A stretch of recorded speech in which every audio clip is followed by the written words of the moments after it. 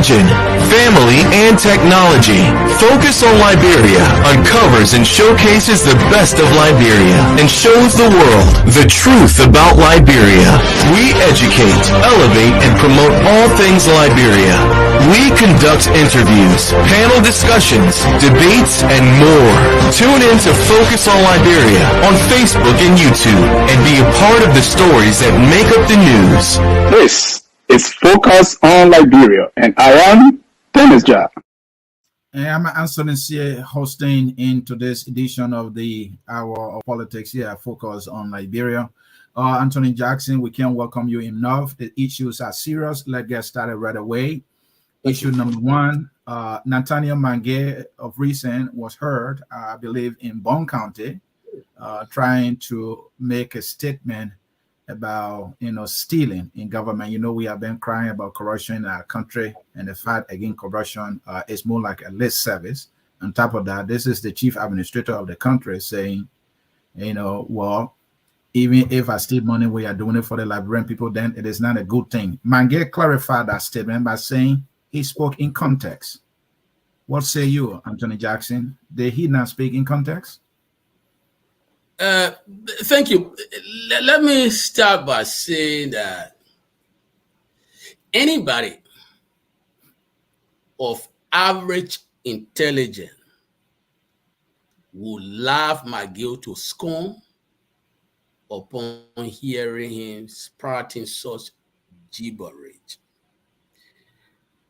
McGill attempt to crawl back whatever he said is weak, is pathetic, and it is laughable, because this was not Mr. McGill's first time saying such rubbish in the public sphere. Everywhere McGill has gone to distribute the stolen money, he has accompanied that with the statement he made, which just gained currency with the public. You remember when he went to Nimba, he was about to give the same money to students there, in reacting to a respected lawyer who now harbor presidential ambition in presence of Councillor Tier 1 Gongloe. McGill said the same thing. He said, Gongloe said we're stealing money, but we're happy to bring the money we stole to can't give it to you to get your children's school fee. So it was not his first time. He went to right in Mora, they went back home somewhere there, the Pinsville area. He made similar statement.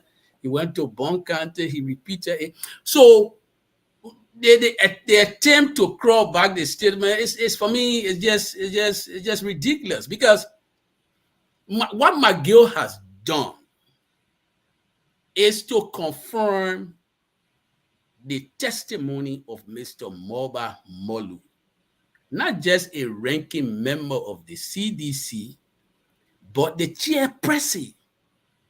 So Mr. Molu is in the room where things are happening, where decisions are made. Mr. Molu in private was very loud when he said the president of this republic can go out and collect monies in the name of the country and convert it to his private use. So McGill, what he's doing is just confirming everything Molu said about the CDC being inherently corrupt. I think what the CDC is doing basically is to take advantage of our people, because McGill's statement even run contrary to what the Bible teaches. Forget about our laws, because our laws are, they're sacrosanct, and these people, they respect no law. I was shocked that Mr. McGill was not joining issue with God, because even God himself prescribed in his law, said, thou shalt not steal. McGill, in conflict with God, said, I will steal, I will beg, I will use the money, the stolen money, to build things. So it is a conflict with God and a crisis of intelligence, because nobody of any serious intelligence will make such a statement in the public. The last time I was on one of the local talk show, and the issue of McGill came up, and some of the people on the street said, oh, they makes McGill smart. I said, but if we go by what Lester Tenney said about McGill, then we all agree that McGill is not smart. And this is an evidence that McGill is not smart as people think he is. Because no smart politician will say something so spectacularly stupid talking about stealing. How can you justify stealing? The law says you must not steal. You know, the Bible Anthony says you Jackson. must not steal. You come here in the public and you try to justify stealing. You know, and when you talk, the party name, what is the party name? The party is what? Democratic change. And when you talk about democracy, one of the cardinal ingredients in any democratic recipe is what? Accountability. What is political accountability? What is accountability of the resources of the country? Democracy underscores that. So the men who come from CDC, tarnishing the CDC and the meeting and say, oh, we can steal, but when we steal, we bring the stolen something. But see, let me say this. Can you even Mr. believe Jackson the put it, testimony of somebody who can steal? You really believe that McGill is investing in stolen money in the country? That's not true. They make a steal, so it means he's a dishonest man. What belongs to all of us as the Republic of Liberia, we all citizens, the wealth of the country, because you are given authority to manage it for 6 years, doesn't mean you must steal from us.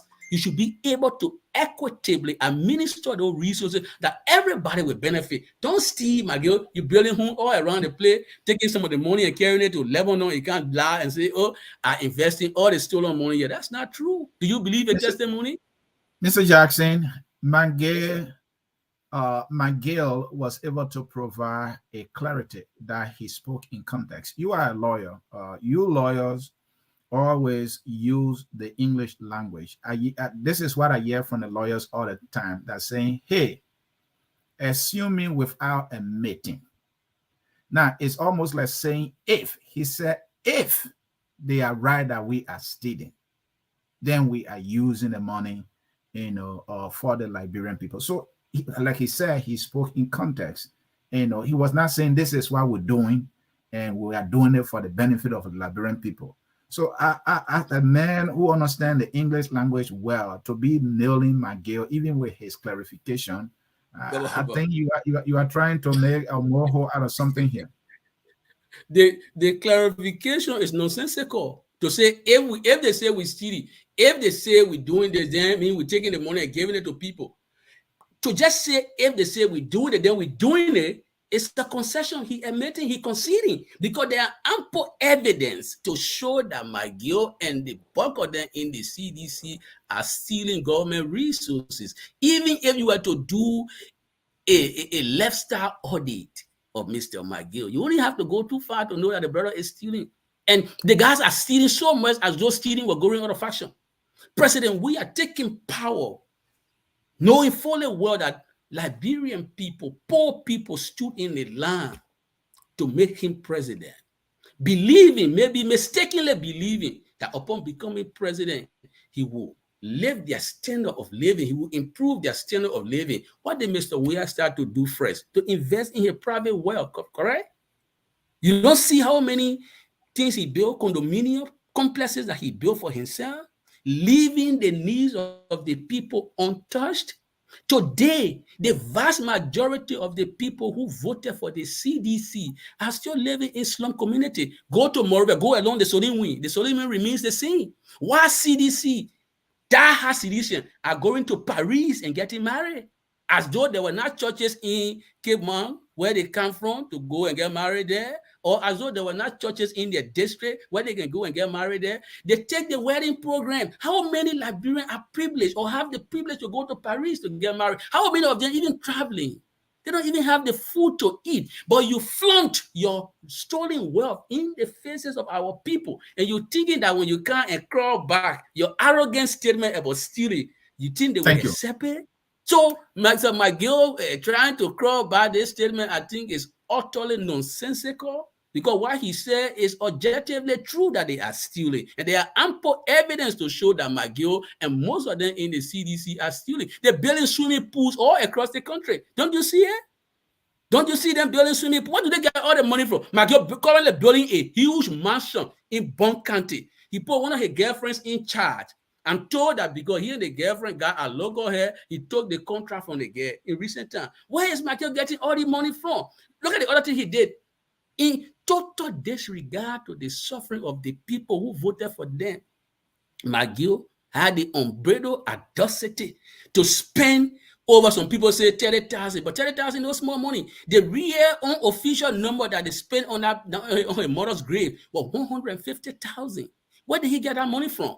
When I came on this show the last time, I said, look, that this man will spend this money on his mother's grave. It shows that he doesn't love his mother. I will stand here today and speak in defense of McGill's mother, because my mother, like many other mothers in the country, will never tell you or encourage you, their son, to steal and do favor for them. So if McGill's mother was alive, she would be protesting her son's conduct. Don't steal Liberian people money and build house for me. Least to say build grave for me. You know, our marshmallow in Bassa, Mama, when you find money, I'm speaking Liberian in the left order, understand, we all have to relate.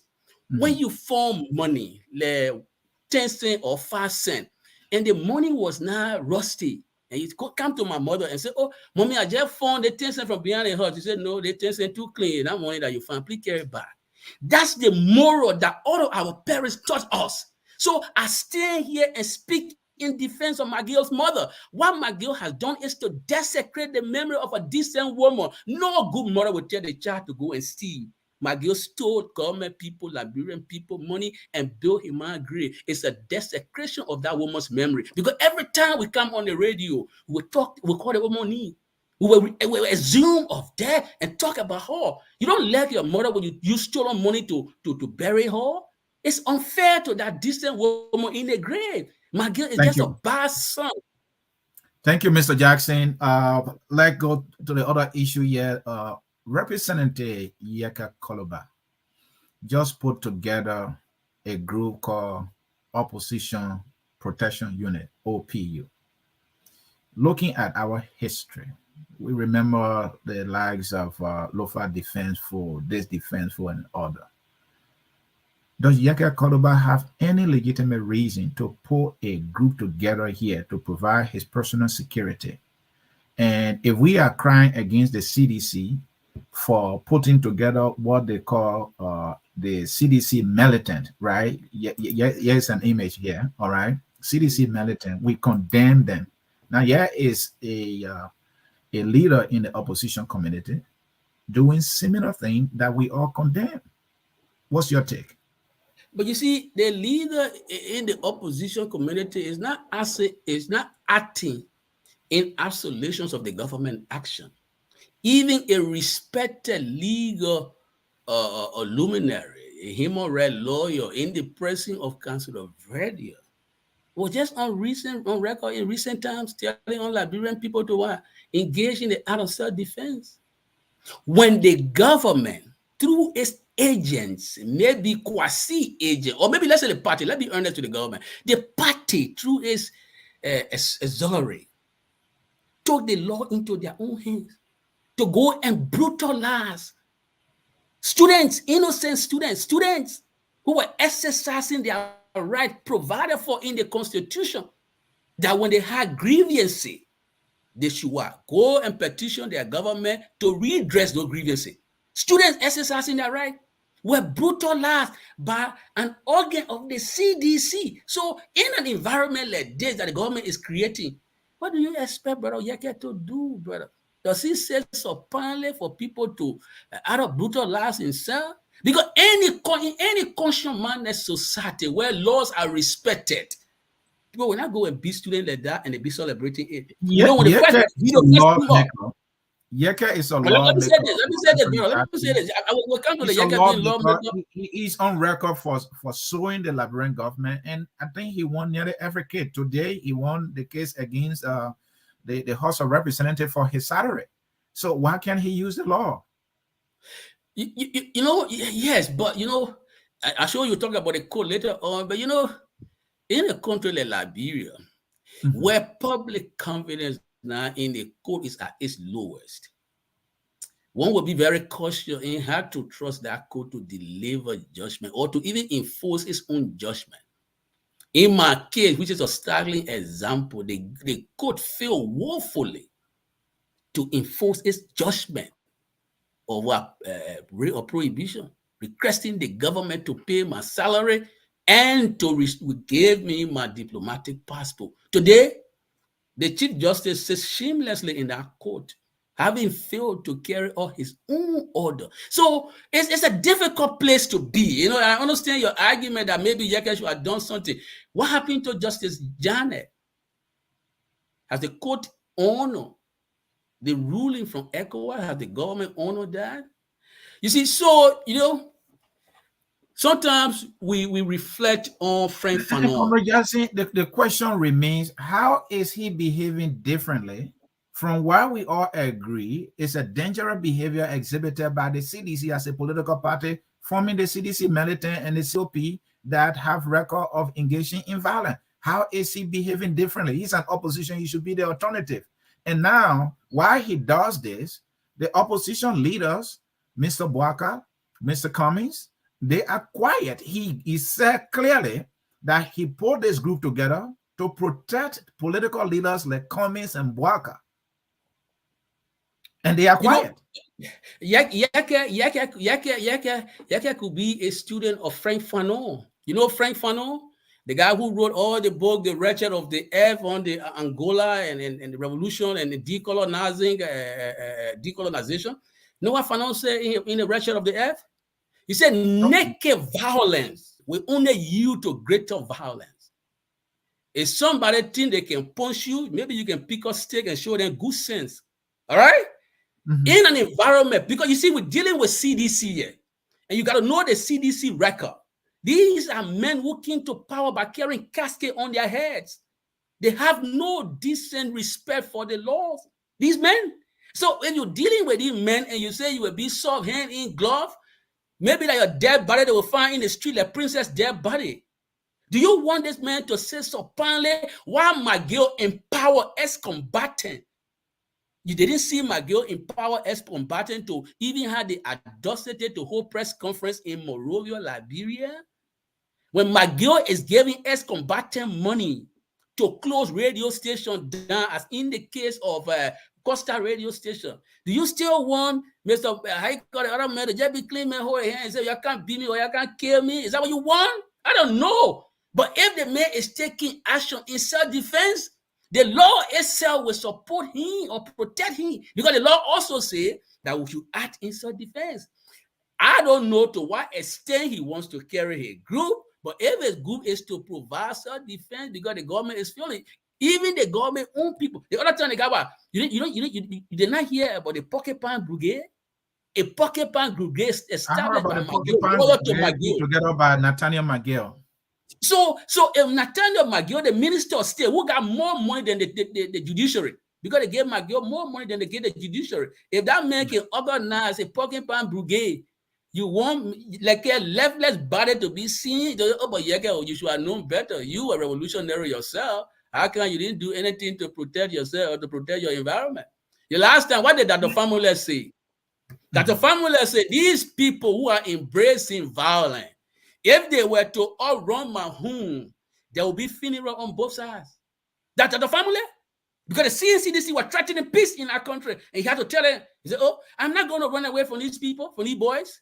If they bring violence to my place, there will be funeral. There will be funeral on both sides. People will cry on both sides. So you want Yeke to ignore Frank Fanon, that naked violence will only yield to greater violence. You want him to ignore the man, so he will sit down there and people will take a the danger, an example of the danger is what we saw on July the 26th, when the students have gathered. No, listen, don't mistake it. Don't mistake it. What happened on July 26th was that the element of the CDC were armed and prepared to hurt people. Those people didn't do anything in self-defense. And this is where we got to learn from. If the students had gone there too, prepare. And so what I'm saying is, if this can happen to a peaceful protester, how much more about a group being put together, more like saying, hey, we will defend ourselves here. Will we not have crisis on our hands? But brother, whose responsibility it is to govern the place peacefully? It is the government responsibility. The government has a greater responsibility. So if the government is creating an environment of care, you want the other man to sit there so he be a victim of the government violence? Is that what you want? I don't know, brother. It's a difficult question. But we acting in what? We acting in a rational universe, right? In a rational universe, we will pick up upon what? Frank Fanon. who will then reference Dr. Famule, who has very knowledge, who is knowledgeable of revolutionary movement. All right. So what do you want me to do? Fold his hands? So they will go on the. You know how many times this government has harassed Yeke on the old road? Do you know how many times they've done that? Yeke has always used the law, and the law has always worked for him. So why not continue on that? But for how long now? The law is not preventing the government from continuously harassing the man. So for how long? How long will this go on for? Especially when we see peaceful students are being brutalized while government officials held the action. So and the silence of Mr. Boakai, who is a major political leader in our country, Mr. Cummings, a major political leader in our country, because like I said earlier, Yeke is saying he's doing this for the protection of these political leaders. They are quiet. Is that an endorsement of what Yeke is doing? As somebody who read The Wretched of the Earth by Frank Fanon and convinced about his argument, I'm not going to begrudge anybody for trying to protect themselves in self-defense. I'm not going to do it. I too am a student of revolution. You know, this is going to be my criticism. But you are also a student of the law. Absolutely. But the law provides for self-defense. Doesn't the law provide for self-defense? If the law had not provided for self-defense, a respected human rights lawyer in counsel, Jerome Verder, would not have advocated espoused that view in public. He's not hiding from it. What Yeke group does is what we're going to question. But that Yeke has a group to protect himself, is that something that I will condemn? No, I will not. Because I've seen the violence being perpetrated by the CDC. Mr. McGill has the Porcupine Brigade. They have another brigade they call the COP. Those are the ones that flog the students. And you want other people to just say supinely so they get brutalized too? Especially in a system where the judiciary, you know, is on its knees. I'm afraid, brother, people got to protect themselves. That's what I can say. And so let before we come to the issue of the Chief Justice, who we understand is leaving and he's retiring, and we saw a communication from the president asking the legislature to return to work, and that should be one of the things on their menu, because I believe he might have somebody. We'll get to that. But before we do, next door in Sierra Leone, we're seeing violence, protests going on, violent protests going on. Are you concerned? I'm sure Liberians are concerned, because the same conditions that exist, the same condition that exists in Sierra Leone, those same conditions are right there in Liberia. Absolutely. You know, the situation in Sierra Leone is painfully regrettable. That a country that has shed so much blood will relapse so soon. It's a concern. It should be a concern of anybody who loves peace in the sub-region. But let me say this, that all across Africa, the democratic gains are being crawled back by the failure of leadership in Africa. Today, Africa, if you look to Burkina Faso, there was a coup d'etat. And what was the reason of the coup d'etat? The president was not judicially, distributing the resources of that country. The military thought that it was being sidelined and they were being run over by militants. So they have to do something about it. So you come down, you go to Guinea-Bissau, there was an issue there. So the democratization process in Africa is having a challenge because we have poor leadership. Come close to our own neighbor in Guinea. The military guy know about the old man and say, look, this guy, we have to awaken some of the dead consciences in the government, because these are dead consciences who steal money, like McGill, dead conscience. And the last time you saw our own general, General Prince Johnson, the other good general, a respected young man, in private, he was very loud too, condemning the regime for imposing hardship on his men wearing uniform. And you know, I sat down in my third place here, and I started asking myself, I said, but how come our general is wailing and weeping like a female? And I'm not saying this in decrying female, because crying is not a sign of masculinity, because Jesus Christ himself cried. But if a general is going to be crying like Prince Johnson did in private, then it is time that the general too will have to think properly, because the military has a role in democracy. what would you rather him, go ahead to do?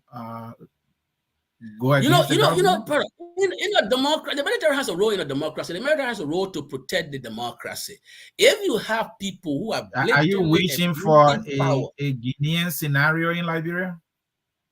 and I don't wish for anything bad for the country, but all that I'm saying is for the military man to be crying like a female in private when he knows that something is stinkingly rotten with the country leadership, brother.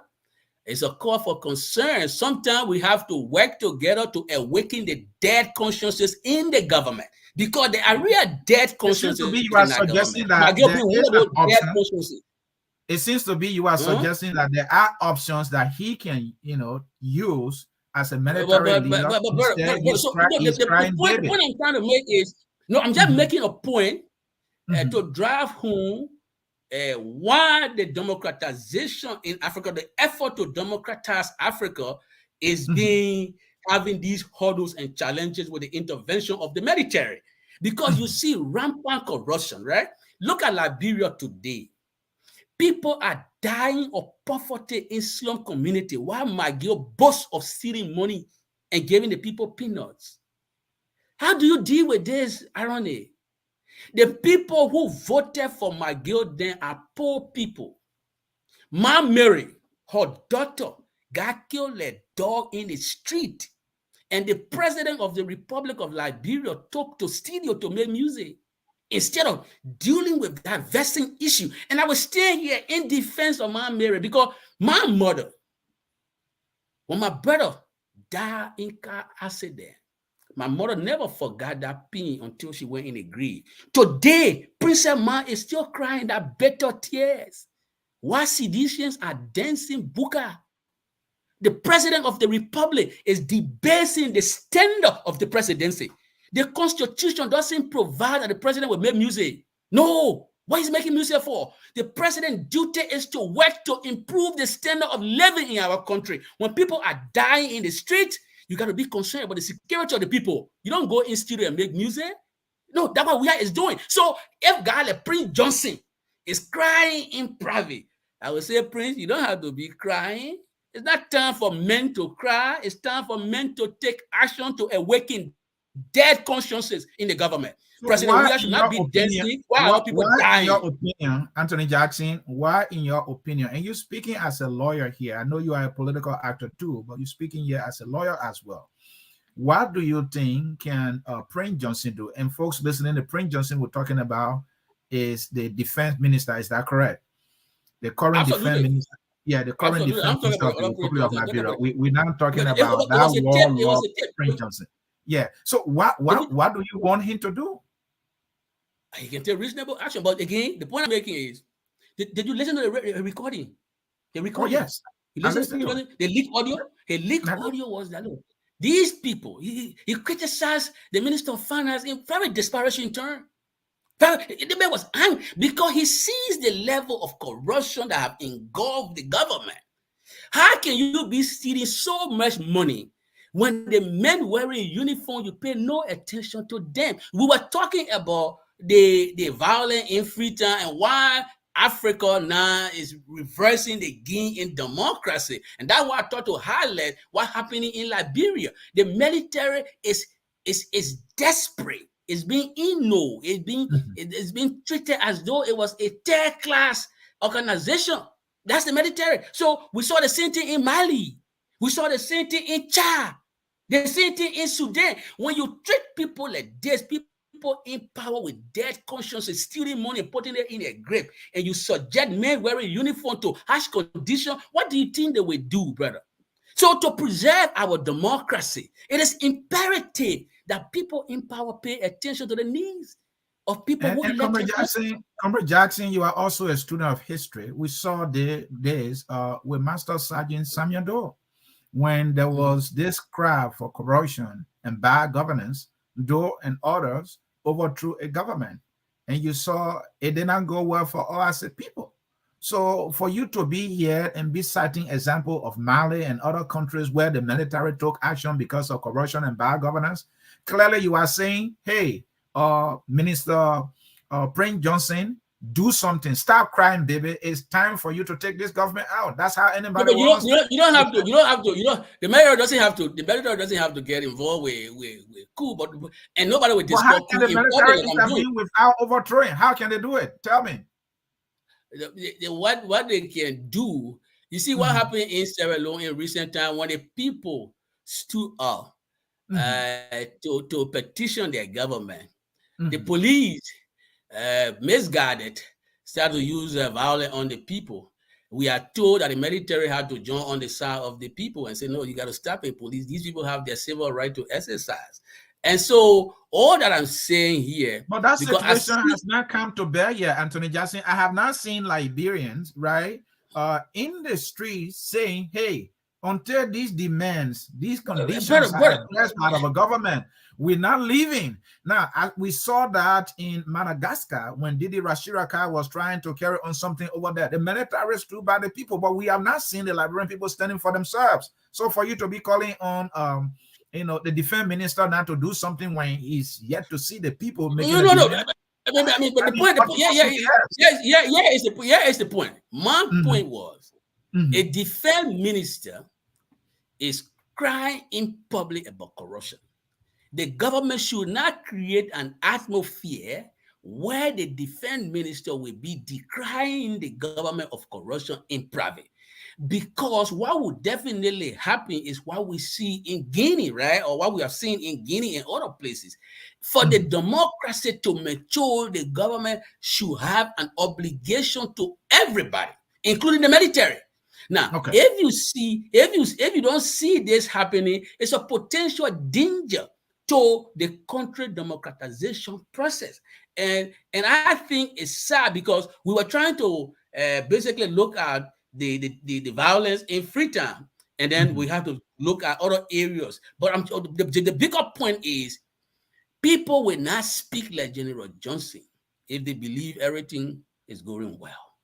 General Johnson spoke loud in private because he has the evidence. He is aware that the government is smelling of corruption. Mr. McGill is on public record for testifying to it that we are stealing, but we're putting the money here. I don't believe that anybody who steals testimony will be encouraged at any court anywhere around the world, because the first thing to steal is wrong. So that McGill said he's stealing, or if he was stealing, he putting the money in Liberia, is not a statement of fact. That he even stealing, it means he's sending some of that money to where they send the money in recent time is Lebanon, right? So we got to be able to check. But that he may will be bold, that audacity to go to the people and say, oh, if they say we're stealing, yeah, we're stealing, but we're putting it here. It's nonsensical, right? So then you get the testimony also from Mobile Molu. The man is the chairman of the party. He said the president has been involved with converting public money to his private use. Every time he goes across the world and he gets money, he changed that money and he put it in his private business. This is the chairman of the CDC, and all these officials of the government who testifying to corruption in the government, nothing has been done to them. So I am just saying, Mr. Prince Johnson, instead of crying in public, I think we all need to work together in a democratic way. And I better measure my word. In a democratic way, we all need to work to make sure that we can awaken the dead consciousness in the government. Jackson, thank you, and thank you so much. I don't know how can the military work in a democratic way when the people don't they vote? Are they not elected? They don't not vote? Okay, I mean, if that's why you're saying fine, but I'm not sure that's why you actually meant. But let you don't have family that they can encourage to vote for the opposition. And to your point, though, Anthony Jackson, that is true. The military is underfunded, it's under-budgeted. They're not well taken care of. The budget of the Ministry of Defense is far less than what the Ministry of Presidential Affairs is getting. That is unreasonable, and so they have more than reasons to complain. Even talking about the police, look at the uniform. The police is getting less money than a single Ministry of Presidential Affairs. I don't know how many employees are in the employ of the Ministry of Presidential Affairs. See, I'm not cutting you, all right? You talk about the military and you talk about police. The presidential affair budget is bigger than the entire judiciary. What are you talking about, brother? Yeah. So this is why I'm saying it is a broad day robbery of the people.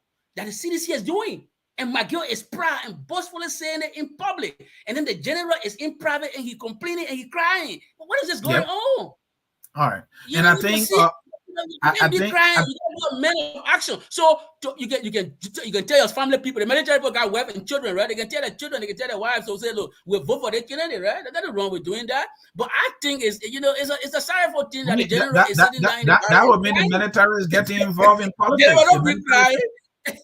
That means the military will be getting in politics. It should be neutral, isn't it? Absolutely, they're loyal to the state, but in a private individual capacity, they can encourage their wives to vote wherever way they want to. All right. You know what I'm saying? Thank you. Thank you. His name is Anthony Axe W. Jackson Jr.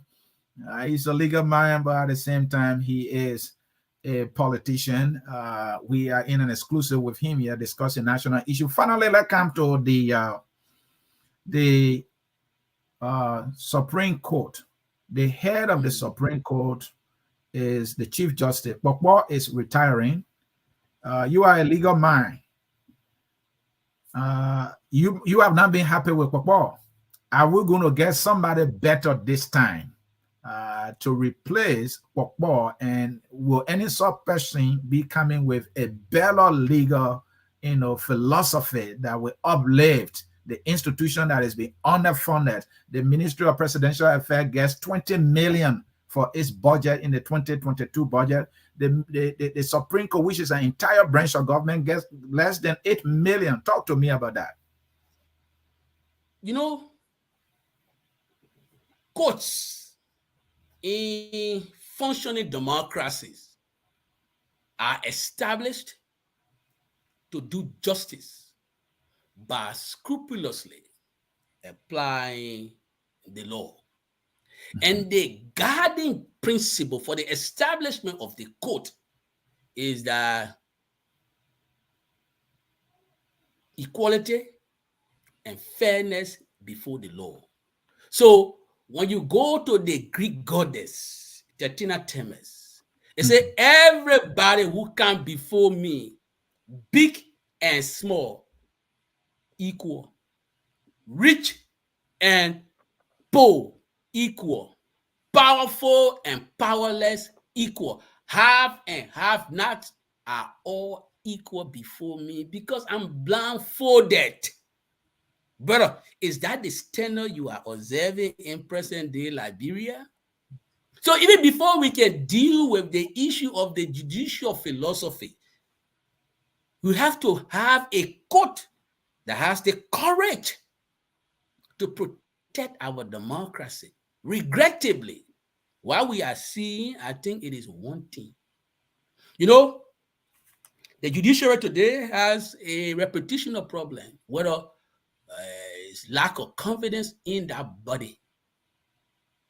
And if, I don't know whether Mr. Weah and his government, whether they are concerned about the court, because if they were concerned about the court and the rule of law in our country, one of the first things I thought the Weah government would have done was to maybe file a prorogatory rate, or what they call a certiorari, for the Supreme Court to review its own decision regarding the appointment of city mayor, because the Weah government, the Weah CDC, and the Liberty Party together filed an action against the Sieh administration to stop the Sieh administration from appointing city mayor. The court had a bare majority decision. It was a narrow majority decision. The Chief Justice Louis was constrained to break the tie. So it meant that it was not a unanimous decision in a way, so to speak. So if the CDC really genuinely believe in giving power to the people, because the decision to appoint city mayor, it takes power from our people, right, and put it in the hands of the president. So if they wanted to change anything, see, I thought that the 5 people were going to start. But put that aside, still on the court repetition. The court repetition and the confidence in the court is so bad that even the United States government had to put it in its judicial report, the State Department report. They capture one incident in question. They say a court proceeding was taking place in the lower court in the silver mining case. An associate justice of the Supreme Court walked from the high chamber while the proceeding is taking place on a broad daylight, goes to the court, and the lower court had to stop the proceeding. After that, what happens? Those who were accused of stealing, including Vanny Sherman and others, the court said they were not guilty. The American people captured that in their State Department report. They said, but the court is not independent. That's the United States government State Department report. So if Weah wants the court to regain public confidence, they need to do a whole lot. They need to do a whole lot. You go back to their own friend, Janet, Justice Janet, Associate Justice Janet, the manner in which he was removed from the bench was also condemned by the ECOWAS court. So public confidence in the court is at its lowest. The first time public confidence ever became very low in the court was in what? 1987, under the leadership of Emmanuel Balazer, Chief Justice from Nimba. Today we have another Chief Justice from Nimba, and the repetition of the court is in the mud. So I don't know who going to replace Mr. Justice Kokbo, because even Mr. Justice Kokbo on the bench has shown over time that he averse to critical views. You remember when they were installing Justice High Court Kaba, the president of the bar cautioned that court and said, the failure of this court, the president of the bar then was Cummings Gongloe, right? He cautioned the court. He said, the failure of the court to administer justice accounted for over 250,000 deaths in this country. The court must be careful. While he was making the statement, Chief Justice Kokbo interrupted him, knocked the gavel, and told him to sit down. They say the judicial scholars say it was the first time I think ever happened in the history of the court that the bar president will be rudely interrupted by the Chief Justice. So, and Anthony Jackson, I'm making all the points. I'm making all the points to drive home a simple thing: that our democracy will not be strong until we have a strong and independent judiciary. Associate Justice Mackin Stewart, a Liberian Associate Justice Mackin Stewart, he said, a weak-kneed Chief Justice is a danger to democracy. I would say a puppet court is a danger to democracy anywhere around the world. So what we need in that court is, number one, the courage that the former Chief Justice brought to that work. Chief Justice Sieh Chipo. You know, people in Liberia, we don't celebrate our and will we ever get a Sieh Chipo? Because right now, I don't know what our options are, and President Weah will be appointing somebody soon. Do you see a Sieh Chipo among the names that have been floating around so far? Some of the names that have been floating around. Before we come to some of the names being floating around, let's see what Sieh Chipo did. Because what the court needs now in Liberia, right, to redeem its image, the image that I just went through quickly, right? What that court needs the liberal ideals of Lord Denny. They call him the 20th century respected, celebrated jurist from England. You need that liberal view. In that court, you also need a strong view of Justice Antonio Scalia. He's an American respected jurist. This was the guy who dissented one whole term of court. They call his book A Dissent.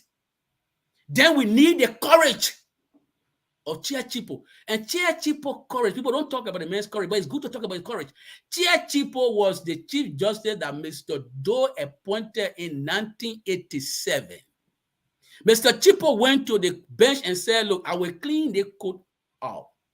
While he said it, there were those who thought that the man was making political statements.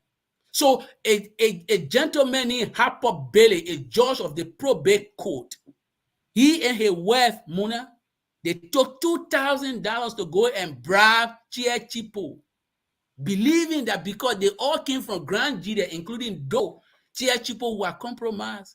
church people refused the $2,000, put them on camera and put them in jail.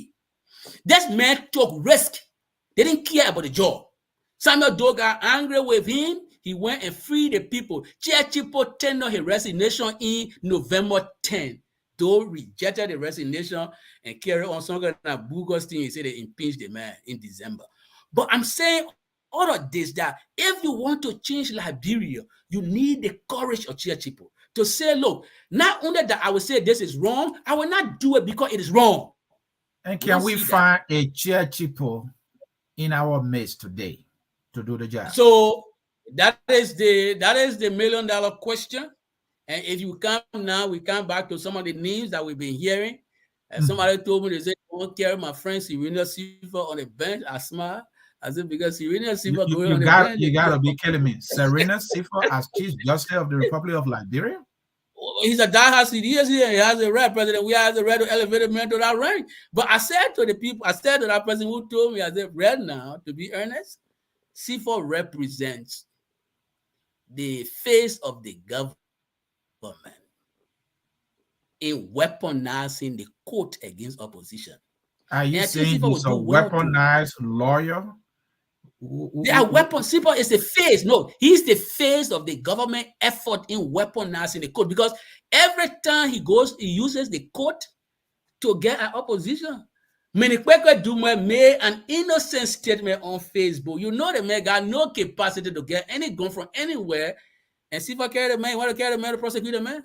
It has to take the grown-up mentality of the Chief Justice, not the Chief Justice, but the Minister of Justice, to say, no, but you can't prosecute a man on this thing. They may just be a bad statement. In law, we don't prosecute people on what they say. We prosecute people on what they do. There is no crime of thought. There is a crime of action. If a man make a mad statement, it's not supported by any action. Why are you exuding all the energy to go carry him to jail? The man making political statement. It took Musa Dean, a grown-up mentality.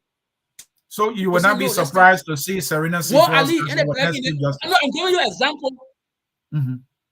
Go ahead. I'm saying it's going to basically erode whatever small confidence that was left in the court. You know, that you take a diehard CDCN who, even when the Minister of Justice, Musa Dean, had to be constrained to ask him, he said, you say you're prosecuting Kumi. What the evidence, brother? You got the thing you're doing here, you'll embarrass the government later on. He said, you leave it. We're going. At the end of the day, everything Mr. Musa Dean said, that's true. In the case, in fiasco. So it seems to be you are predicting. I don't know. What somebody said, I'm saying to you, this is what somebody said. So I was just telling the president, if they were to pick CFOs, it would not be just it would not, I don't know, a catastrophe or disaster, but would be into something serious. So they should not think about it, because you want to help the judiciary. Even though the CDC have done absolutely nothing to help the judiciary. What the CDC have done is to use the judiciary to do dirty work for them. Ask them, where is the Patrick Hunter case? This is a fundamental right issue, the right to free speech. Since the case went there, have they looked at it? No. So they're using the court. It's a bad thing in a democracy when the government uses the court to do dirty work. McKinsey Attorney Jackson, Serena Silva is not Chief Justice yet. From I'm what just I'm saying hearing from you, the government is using him, and they're getting just about anything that they want to get in the judicial system. So why would they want to waste their time to make Chief Justice when they can find somebody? You will want to crown the process. You want somebody who has absolute loyalty to the CDC, who desires to see the CDC continue in power forever, like the days of Totman. That's what they want. You get absolute control, brother. So I'm just saying, but that's one person, right? I don't know how far they're going to go with it. If they did that, it would be a crying shame for the government. And the international community, I'm sure they would denounce all with it. And who in your opinion, can be a better option for Chief Justice here? You see, we're going to come to the political discussion, right? I want us to conclude on this, then we'll go to the political discussion. We'll come to the Gongloe thing. The thing I see with Brother Gongloe, he has built his credibility largely. But in politics, if you build your credibility, it is good. No, my question was, who can be I'm coming to your question. I want to answer your question, But I want to dance, I want to circle that line. So because I want to bring him, right? His desire is for a better Liberia. But having a Gongloe on the bench could at least help the country too. Everybody can be president in Liberia, brother. For me personally, I had this disagreement with my friend Lamy. It was a soft disagreement. Are you saying Kiawan is the man for the job, Chief Justice, right now? He could be. I mean, my point is he could be, but the government will not appoint him. You leave that one. They could even pull Nibali Wonder on the bench. Nibali Wonder is a very respected gentleman. He takes his law very seriously. I mean, nobody perfect, but we can bet on him. He's a distinguished Cornell graduate. He can do stuff, right? And this is a man who is on record for resigning from job if he believes that something, despicable, or he cannot compromise on foolishness in the area. So, I mean, Liberia State got few men who can stand up to things, stand up to the president, say, no, Mr. President, this is wrong. I believe, and there was a soft disagreement with my friend Lamy. Lamy believes that with a strong, a strong legislature, we can change the country. I believe like Lamy, right? But I said to Lamy, but you can't get a strong legislature now. You're talking about 107 people, 100 people. All the people, they will not think one way. So it's a challenge. But I believe genuinely that if you have a strong judiciary, Liberia will change in 2 years. If the judiciary is committed, it has the backbone, it can tell the president 2-3 times, Mr. President, you wrong. Even if they want to impeach the president from the bench and the people on the bench hold together, Liberia will improve. Liberia will get better. What strengthens America, even though it got a system in place, not the presidency, it's the respect for the supremacy of the rule of law, that the law is superior to everybody. That's what Liberia needs. That's what Liberia needs. So a Gongloe going on the bench may not be bad because Gongloe can tell the president, can look at the president, Mr. President, you're wrong. He can do it. He got the courage to do it. He have done it before. So what Liberia needs now for the judiciary is people on the bench. They should disregard caution because most of the people are too cautious. What they need is courage. We need courage on that bench. The courage of chair people.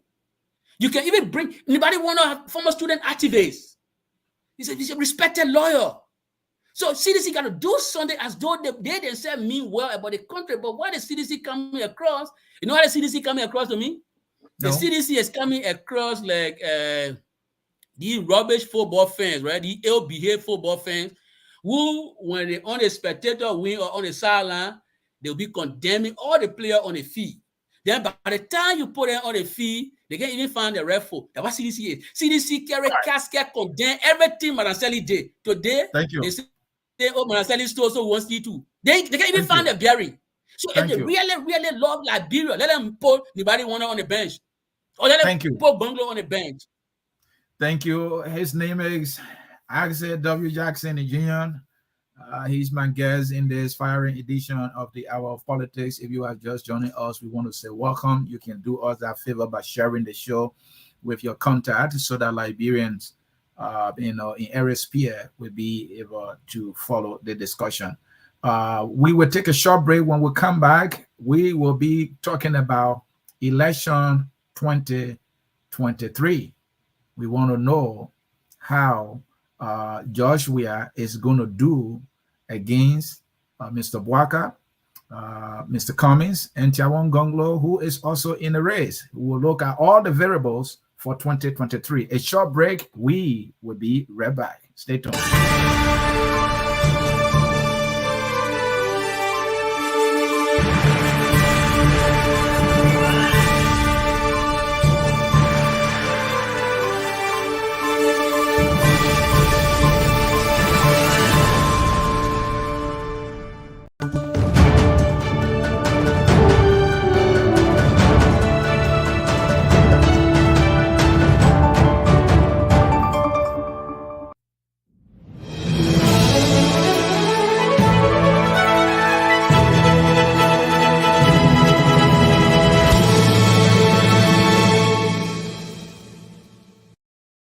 All right, thanks for we are back with you. And at this time, we will go into the final segment or the second segment of the discussion today.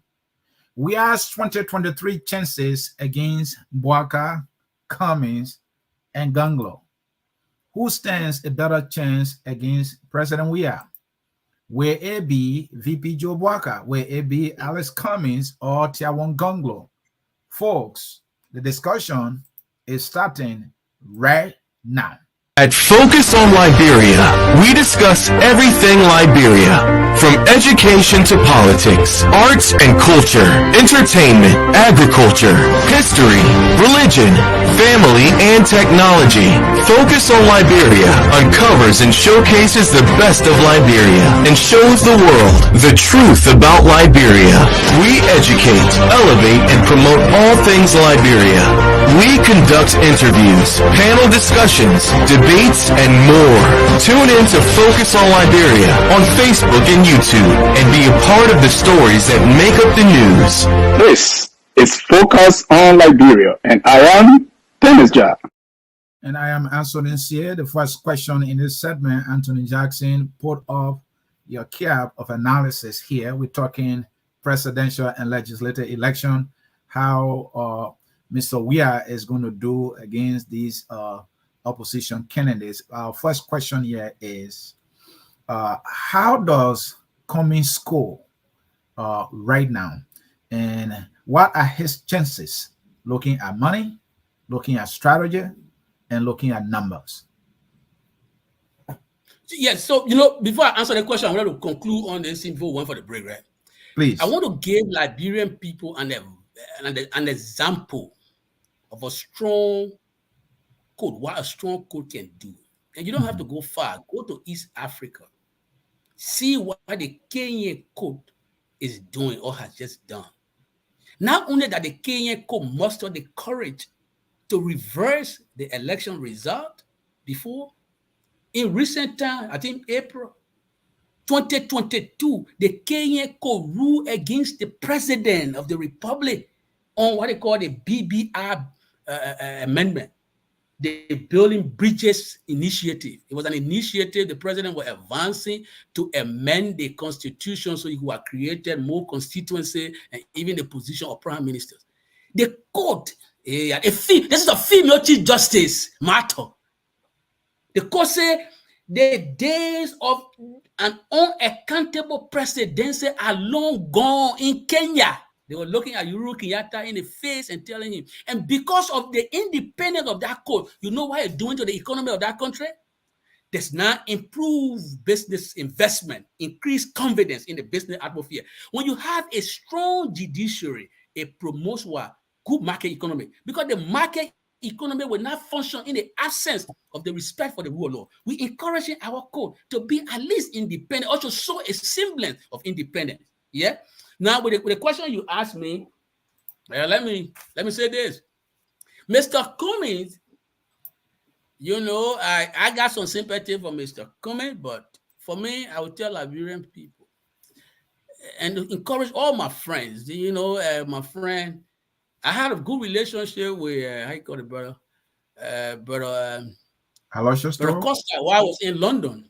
And, Okay. And we had a good conversation. We always had good conversation. But, their view about Boakai, so when you disagree, they want to draw a line, they don't keep in touch anymore, but it's okay. I can tell Brother Costa and all the other people behind Mr. Boakai, and even those behind Mr. Cummings, we need to love Liberia more than any one individual. So we have to come with objective critique of these people. I have given my critique of Mr. Boakai. You may not like my critique of Mr. Boakai, but it cannot stop us from communicating. So some of the brother will not want to even talk to you again. Say, oh my man, I may criticize, oh man, you ain't let the papa bend it. I think the only person from that side I keep in touch is Lobo. So once in a while we laugh about things. I'm saying this to drive home this point. Even though I am an admirer of Cummings, I believe in his credibility. I think Mr. Cummings is violating the rule 4 of leadership in keeping with the 21 rules of leadership as propounded by John C. Maxwell. John C. Maxwell is a distinguished leadership coach and a practitioner.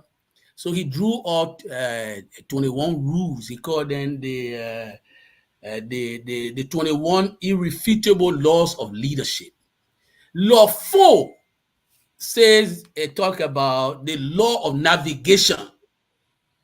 In the law of navigation, the guy is ushering leaders. He said, if you want to be a good, a strong, and a vibrant leader, he said, you must not underestimate the magnitude of the challenge you have to deal with.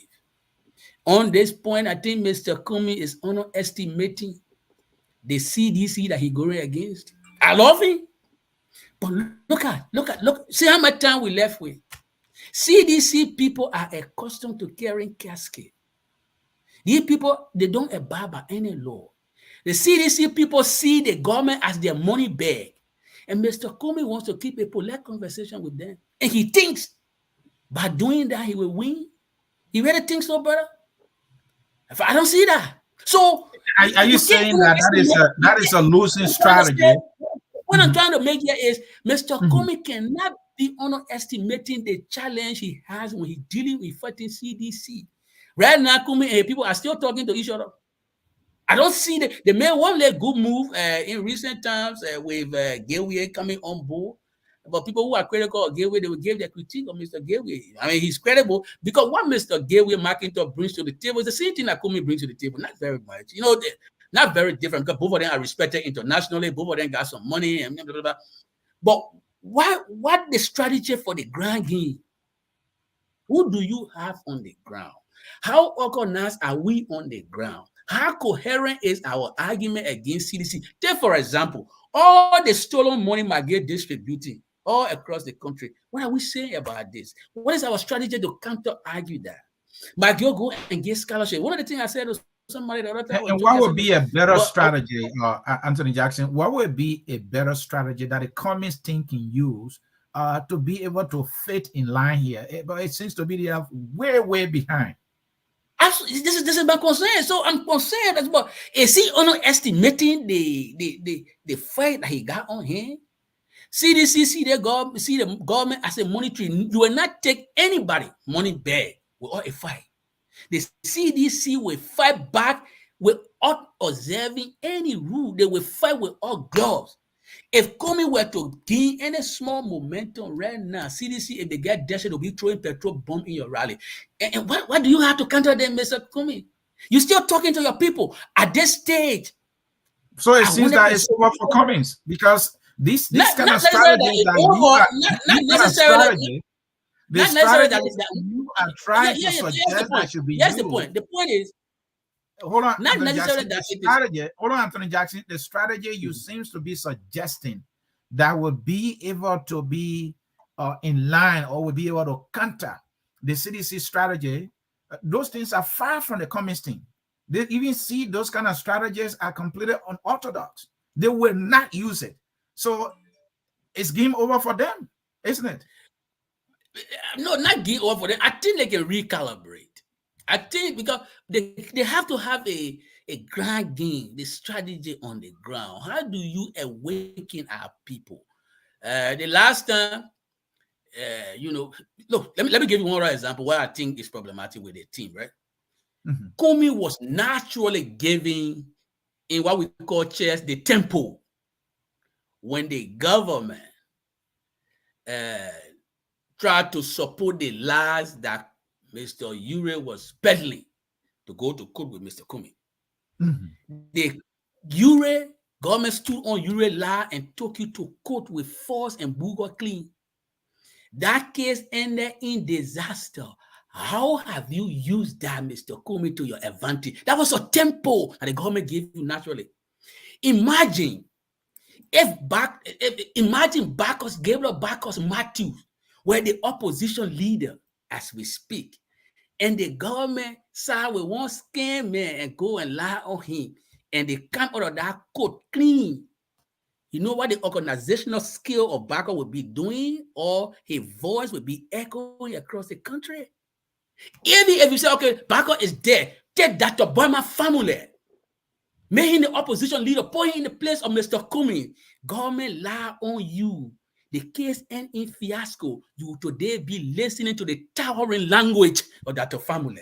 If you say, okay, I don't want that family, take Louis Brown the second. Make him the opposition leader. taken to court, government lie on him. You will hear the eloquence of that man, just like chorus all across the country.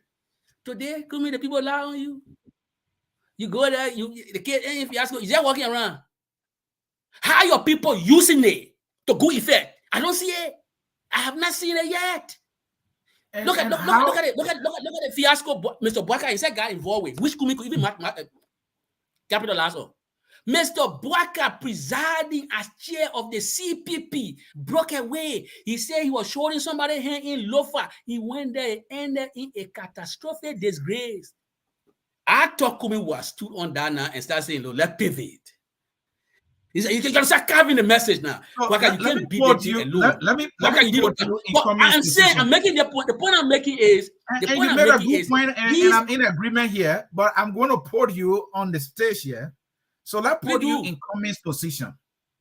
What will you do if you were in Cummings' position? Because all you are saying is this is an opportunity. Let me tell you what I would do. And that he's missing it. Go ahead. It's a tempo, a TMP or inches. When you get a tempo, it means you get a gain in your control, right? And so what you need to do now is to bring men. Or you bring in your chair, you bring in your knife in the center of the bowl, you bring in your bishop to take the long diagonal, you taking your rope in the center, or you taking the rope to 7 rank.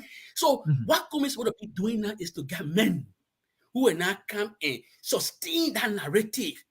When the guys wanted for Brexit to succeed in England, you know what they did? They took a guy called Boris Johnson, who comes across friendly, warm to the British people, to put him in front to argue Brexit. Even though his own shortcoming caught up with him later on, but it was Boris Johnson's charisma and his eloquence that sold Brexit to the British people. You understand it? At this stage, Cummings, where is the charismatic men that you have to be making your case? What communication team that you have to carve out the narrative for you that the government scared of you, that want to lie on you, that even when Boakai was trying to go alone, he can't make it alone, and you are the man, and they got to work with you. What's the narrative, Mr. Cummings? When are you going to start it? Even the grand game, I'm not criticizing them, right? The same mistake we made, Madam Sieh, they criticize us. Madam Sieh, you want president job. You start bringing people from America to go talk to our people in the interior. They say, oh, but officially imported them. Before Madam Sieh had to recalibrate. Cummings started making the same mistake. You take people from America who've been in America a long time, you can't the country. They said they're campaigning. What a campaigning air? Do they speak Pele fluently? Can we not get people in Bon Country that we can recruit and put them on our side and say, you lead the fight? You don't have disgruntled people, maybe just disgruntled, but you don't have people who agree with the CDC in Bon Country. Do you have to import people to go do that? Mr. Cummings, what are you doing? What's the strategy? I'm not in the room with them, but I'm concerned. What's the strategy? The same thing Madam Sieh did. By the time she won, she brought minister.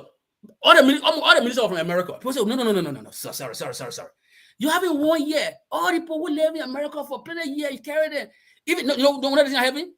Even God himself had to intervene with Mr. Cummings to help him when you have Vatoba. Vatoba lived in America for plenty of years. Vatoba was the chief of staff. How can you do this? Vatoba participated in the election. He came way at the bottom. How do you make that kind of man your chief of staff? What you need now is what? A retail politician on the ground. Maybe somebody of Snow caliber, but again, Snow is Snow. We don't want to put his investment at risk, so he's hanging around with the CDC. But force friendship on him. It may not be clean like Boris Johnson. Boris Johnson was addicted to lying, so he lied with him. But I think he marketed Brexit. He marketed. Who Cummings got now on the ground that we effectively and all this is happening, right? All this is happening. All these missed opportunities, are just all over the place. When Cummings has the resources, as we are told, to apply all these strategies and tactics that you just talked about, we are almost less than 14 months to the time. The first time he came, I like the man. Let me tell you. He came, I think they said, for 17 months. They say he came 18 months, and he landed terribly short. And he's been around now going to 6 years, and his name recognition in the country is near zero. You fighting CDC. In the first place, you fighting CDC. These are people who will not observe any rules because they see government as their money bear.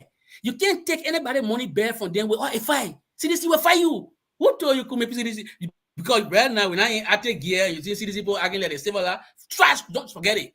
Right now, you see what they're doing? They're beating students. If Cummings try putting or serious So let's come to Mr. Boakai. No strategy. Yeah, let's come to Joe Boakai. And my question here is, what danger is at Boakai's feet right now? How risky is Boakai if and when he faces Weah again?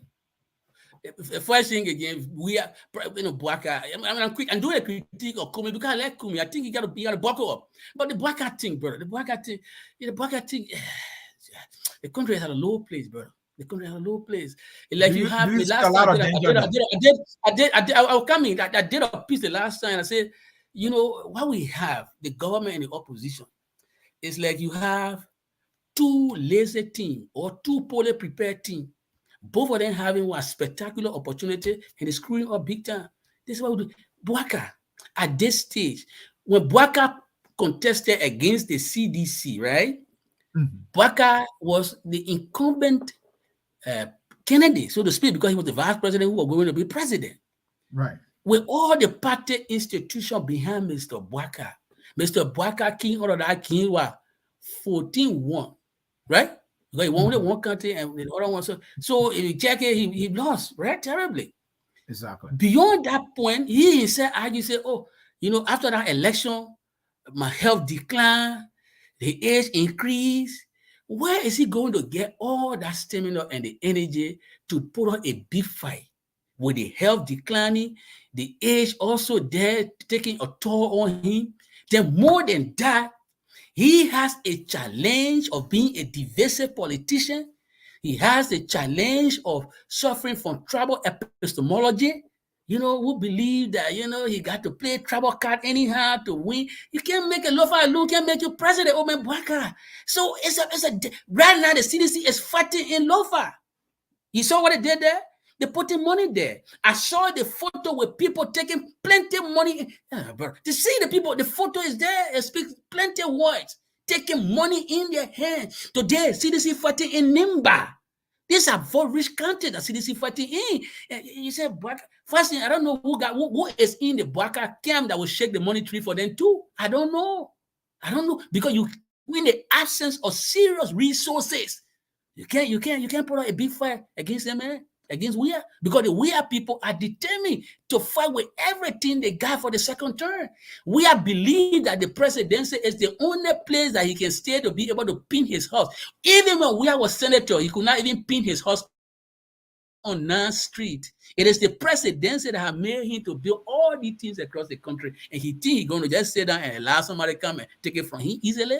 It's going to be a big fight. I think what we can all do, and I'm talking to Brother Costa, all the people who think I'm critical on Joseph, they vote with me, we all need to work together to take Weah from our backs or our necks. Because while we depending on all these people, man, Boakai, I think he doesn't have the stamina, the energy, and even the resources and the leadership skill to go against these people and succeed. Mr. Cummings has the integrity, he got the resources, he's short on strategy. How do we get in our Mr. He's short on strategy, man. Right now, why you think Cummings not tapping the opinion poll in Monrovia with all the money they say he got? He didn't really deploy the money properly? Because if you got all the money, you gotta be tapping the opinion pool. What's going on? Who in the world? I don't know. I hear you, Comrade Jackson. My next question here is the CDC vulnerable to defeat? Or absolutely. The CDC remains the strongest contender here, looking at strategy. I think the CDC, got some strategy. You can disagree on that, but they got some strategy. Whether or not it will work for them is another thing, but at least they got some. It is the opposition that seems to not have any. So CDC is the strongest contender here, or is it vulnerable to defeat? The CDC is vulnerable to defeat. The CDC is malicious in its strategy. And these malicious mischievous maneuver will not help CDC if we have a united front. It helped in Lofa. You just spoke about it. It just helped in Lofa. But listen. You see, you are talking about the ruling party, right? Going against a divided opposition in Lofa. And even at that, they could not win convincingly. The defeat was not massive. Even with all the money they pumped in Lofa, they never got an overwhelming, endorsement from the people. Even with the claim of some of the United Party people were not even at polling stations. So there's also a subtle note about fraud and all of that. But put that aside, the CDC is doing too much to honor its own bid. If you hear the Minister of State say we're stealing money, and when we steal money, we invest it. That's not a strategy. The CDC, in fact, it was the CDC government that gave Mr. Cummings the temple I just discussed, right? By looking at Mr. Uri's useless, bogus clean, and say you will go behind it to prosecute Cummings. If you had done that to Bacchus Matthew back in the day, today, you know what CDC will be? It'll be history. What they did to Cummings, if they had done it, even right now, if you had to do that to that family, you know what will happen? The towering language of that man will loom, and the CDC will be on his heat. Go try it with Louis. But Mr. Cummings have never. So CDC is injuring itself. The only thing we need is a strong and a coherent opposition bloc. That's why I am calling on old man Boakai to surrender his ambition for a better Liberia. You can endorse Mr. Cummings, and you can recommend a vice president that you believe in, Mr. Boakai. No, why not endorse Gongloe? Why not Gongloe and Cummings? Why not? Okay, now you bring the Gongloe factor. You see, the Gongloe factor, yeah, but God, the Gongloe thing is, let's be true to each other. Gongloe have built his credibility. Gongloe, like I said, I don't know who behind Gongloe that will shake the money tree to help us to measure or to run an effective campaign. Don't mind the empty theory about money can win election days. That you need money to put gas in the car to go on a campaign trail, brother. You understand it? Right now, the way the politics looks in Liberia, you will not campaign on empty pocket. The people are suspicious of politicians. They say they come here, they say sweet things. At the end of the day, when they get power, they abandon us. So there are people who, as a result of their own shortcoming, their underperformance, they have given the people reason to doubt us. See, guy like Dillon there now. Can anybody look at Dillon's example and believe one word from any politician? Dillon is a terrible example of what a bad politician he is. You went and you came unpopular uprising back. People were together, supported you. Today, you and the other guys are just dividing money and you lying all over the place. This man is a disgraced liar. Anthony Jackson, where a Gongloe Cummings ticket or Cummings Gongloe ticket defeat President Weah without Joe Boakai in the picture? We are entertaining any conflicting thought. It's a victory for the opposition. Because what Gongloe brings is his credibility. What Mr. Cummings brings his credibility plus the resources. We can all jump behind that ticket with the strategy and say the right thing that we got to end stealing in Liberia. And we win. Because the people, you don't need to tell any Liberian person that the government is stealing. It's a waste of your time because they are aware. It's an evidence that is in the public glare. Do I need to go and tell Princess Mother that CDC told very cautiously the death of her daughter? I was just telling you about the trauma that woman going through. My mother, her son died in car accident. My mom did not forget that until she went on the grave. The woman saw the gruesome body of her only daughter that was catering to her. On top of that, CDC grabbed her and beat her. But do I need to convince her that these people are not good? Obviously, she's aware that the CDC is a rubbish. And she wants the CDC to move from her back. So the Liberian people are aware that these people are no good. But Anthony they need to us work together. Anthony Jackson. They can come and join us to help move these people. So the CDC is making our work less difficult. Except Anthony that we need to get a united front. Anthony Jackson, you repeatedly mentioned the name of Dr. H. Weah Formula and diplomat Louis Brown. They are still around.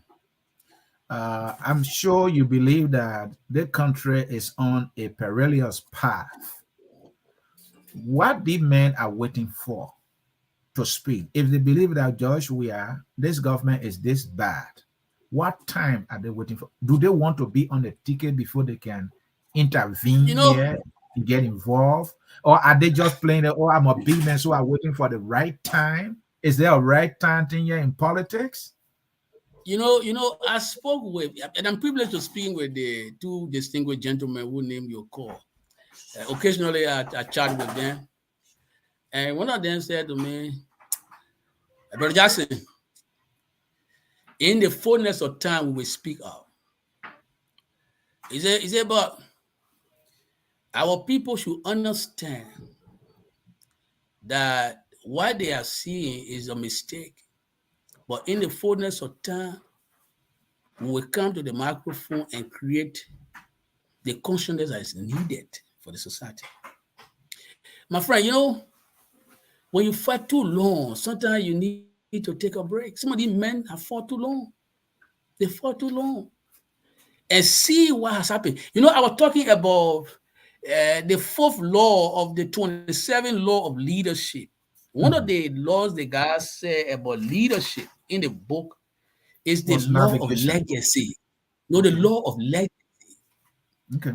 The guy said the leader's lasting value is measured by the succession. And one of the big brothers who I spoke with pinpointed that he might not have said it in the language in which John Maxwell said it, but he said, you see, this is why your people left with Liberia. This is why your man left with Liberia. Her successor is George Weah, the man who doesn't understand anything about running government. They gave you serious job to improve the living standard of the Liberian people. And you go to studio and make music. He said, this is what are they punishing the Liberian people for their decision that they make? No, but you see, in life, brother, in life, sometimes time is everything. Sometimes time is everything. So some of these people have to wait until the situation get real saturated. Talking about Louis Brown, but the point I was trying to make, the point I was trying to make when I referenced them was, assume they were the face of the opposition now. Because now you dance on the stage, you lead the stage with other people, right? If you were to bring Bacchus now and let the government lie on Bacchus mafia, you know what will happen? Bacchus has an enormous skill for organization. See how the PPP, the PAP, the PPP, the UPP, how it went on. That every nook and corner of Liberia, you have a guy there who was talking Bacchus. Bacchus knew how to organize across the country. Besides that, Bacchus language was strong. He was a traditional politician. Yeah, we can't blame Kumi because he's not a traditional politician. He doesn't have a scar to show. So you have my scar here. I've been in the trenches. He ain't got it to show. But I'm saying, if somebody who have been a traditional politician had the advantage that the CDC addition to them, but now you have people to be contending with Cummings because they have given his a platform. Because they are not in the room. They are not the candidate to be. So they are saying we are not going to contribute the winning strategies and ideas in our democracy. Not necessarily so. But again, I talk about the timing, right? And I talk about maybe the team need to reach out. Man, if I wanted to be president, the Basel people have a parable. Say a Basel man, I get a Basel parable. Basel people got parable. They say, they say, you who got burning issue on your mind, you the one will go in the bush to consult the native doctor. If Mr. Cummings got burning issue on his mind, he needs help.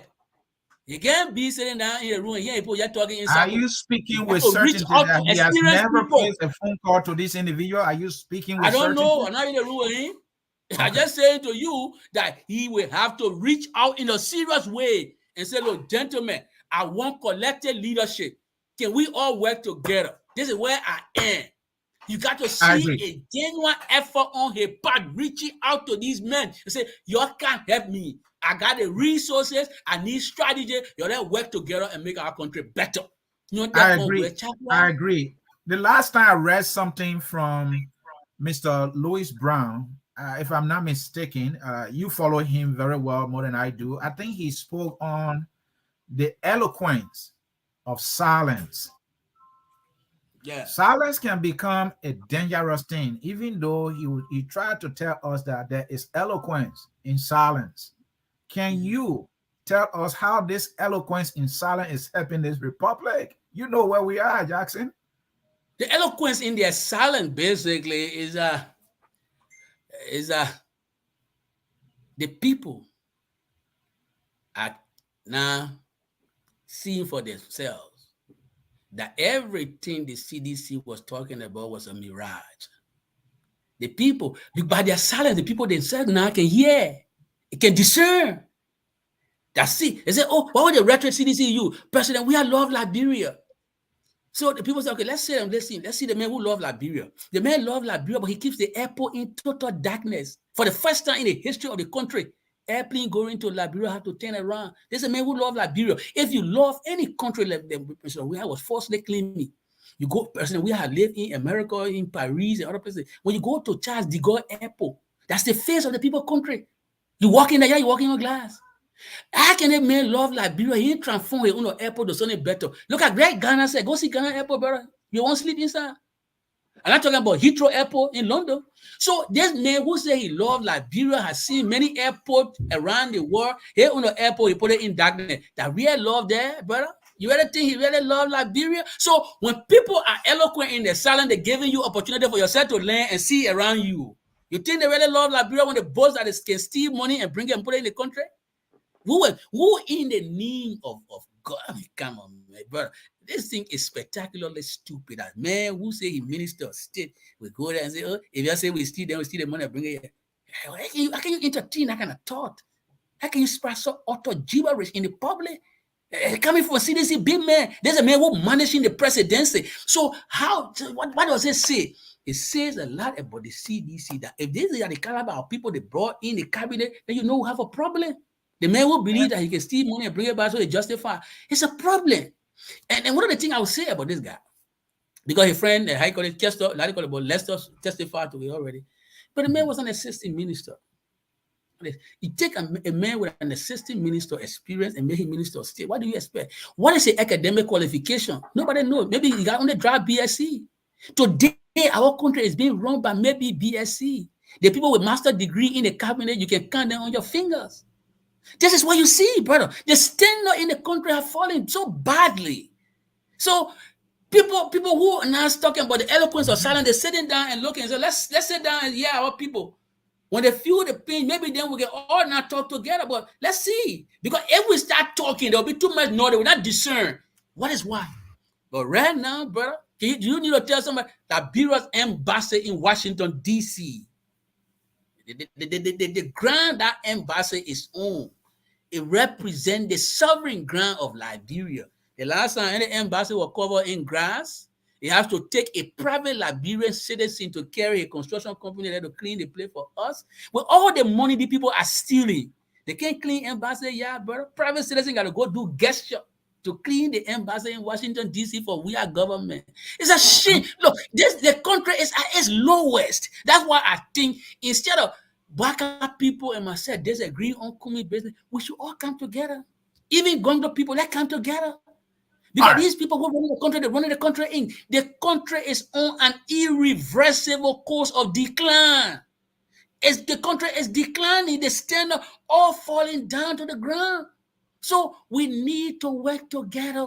You don't need to love Boakai more than Liberia. I don't need to love Cummings more than Liberia. I can sit here and critique Cummings. If he wants to speak to me, no problem. But I think he's wasting time. I think he has the temper, but he's losing it again. We need men in the room on his team to start talking. Vatopa is not a bad guy. Vatopa can be a strategist. But Vatopa is not a retail politician.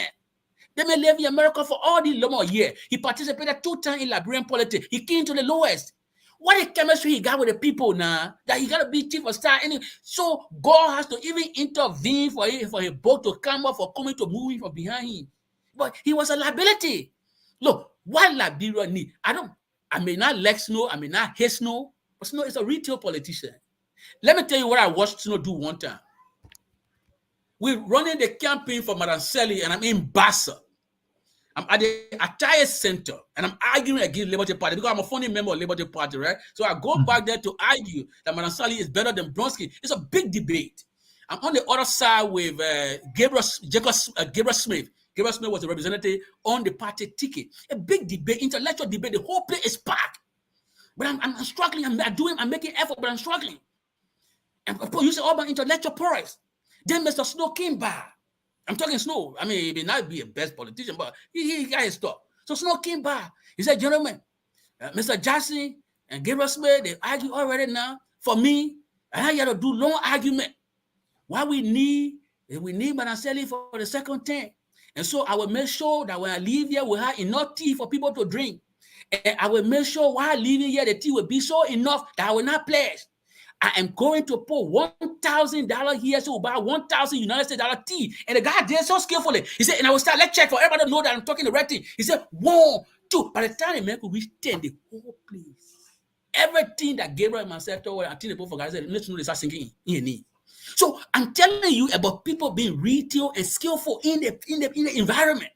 He knows the terrain. Whether he want to join with Weah because he want to protect his investment, I don't know. But he's a skillful guy. How is it taking Mr. Cummings long time to reach out to some of these people? Because, brother, are you saying the opposition should be able to get him on their side instead of he being on Weah's side? I think, brother, because you see, the politics is about interest, right? Mr. Smith will say, look, the need Snow. You know, I know what you're saying because I can tell you this, right? He's this guy brother. Who has a tinted record, but he continues to win elections. But that's what I'm saying. So, you know, and you made the argument remind me about a conversation I had with Bronski before, right? With the Sneeze guy. And I'm talking to you inside thing. Our campaign in 2005 was being challenged financially. We tried to raise money from Nigeria. We could not get money because Madam Sally had gone to Nigeria. And Obasanjo you a lawyer going to a foreign country to get foreign money to put in our election? Yeah, but you're raising money now. People like you and talk money, man. What are you talking about? You raising money for the camp. People get donate to the camping. So we go to Nigeria. Foreign money, Anthony Jackson, not foreign money. Not foreign money. That's a violation. No, the foreign money. When you're raising money, the foreign money thing, there's a limit of the money you can raise, right? But the point I'm making is we go to Nigeria, we try to lobby there to see whether we can get some resources to help our camping. Obasanjo says, oh, Madam Sally, my sister. So where did Child Bronski man come from? We can't get money. Oh, the Obasanjo people like they do. We can't get money. We go to America, Madam Sally got big friends in America. We can't get money from here. We have to start depending on the Colomos from Italy, the guy who established the Global Bank. That money could not do much. So our camping... You take money from everybody, wherever you can get it. I'm trying to make a point to you. I try to drive home a point so you will get a point.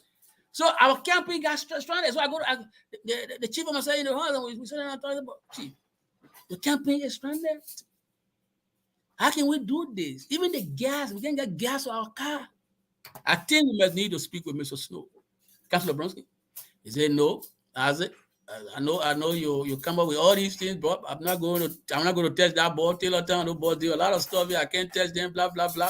But I can do a blind denial. I see you doing your thing, but I'm not going to sit down with Snow. But you see, so eventually I had to go to Snow with a few of the other guys. We sat with Snow, we talked with Snow. But that's Snow at LPRC. It was Snow who helped to fuel our car all over the place. The Liberty Party car, Snow put fuel inside. I'm saying, the point I'm trying to get here is, it may not be the best example, right? But if you are not president yet, you can't govern the country. You need everybody to win first. Even when Joshua went to build the wall of Jericho or Jerusalem, they say he used even the burnt stones because everything can be useful until you get on the stage. You need everything. If you're not president, how you govern? So is that president? The other man too bad, so I'm not touching. The other man too nasty, I will not go near him. How are you going to win? You need everybody. When you win now, you can tell and say, my man, look, we're not encourage corruption. Even though you help us, we set example on you. That's what church people did. Church people set example on his own man from Grand G there. Harper Bailey go bribe and say, no, my man, I can't have to clean the system. And I couldn't take bribe. There was not a conversation of you scratch my back, I scratch my back kind of conversation between chair people But and man, Joe. the president So- is capable of plenty of things. If the man becomes president, you can't govern without being president. The mistake we made as Liberty Party, that's the mistake I'm telling you. We wanted to, Charles Brodsky wanted to govern because he became president. So he didn't get the presidency. He didn't. You can't touch Snow. You can't touch the other president. You can't get money for their play. What are you going to do?